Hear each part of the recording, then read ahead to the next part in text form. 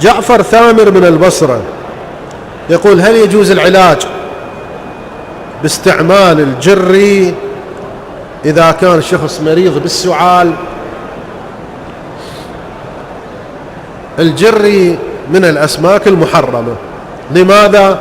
لأن ما بيفلس، أملس ما بيفلس، فهو من الأسماك المحرمة. إذا كان السمك بيفلس بيقشر حلال، ما بيقشر حرام. إذن الجري شنو حكمه؟ حرام. يجوز استعمال الجري لغرض العلاج أم لا يجوز؟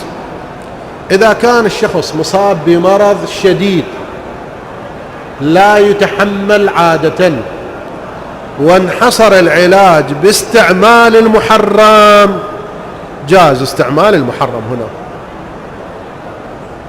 بشرطين. الشرط الأول أنه الشخص مصاب بمرض شديد لا يتحمل عادة، هذا يصدق على السعال؟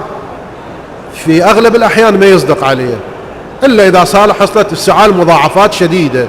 نعم، هذا واحد. هذا الأمر الأول أو الشرط الأول. الشرط الثاني أنه العلاج منحصر بالسعال. هواي أكو أدوية للسعال، أكو شراب، أكو أبر، أكو حبوب للهذا، ما منحصرة بالجري. لو فرضنا أنه ماكو علاج للسعال، انحصر فقط في الجري، وكان المرض شديد جدا لا يتحمل عادة، جاز الاستعمال هنا. أما إذا مجرد سعال بسيط خلال أيام يروح، ممكن واحد يستعمل الأشربة مال السعال اللي موجودة، ما يجوز استعمال الجري.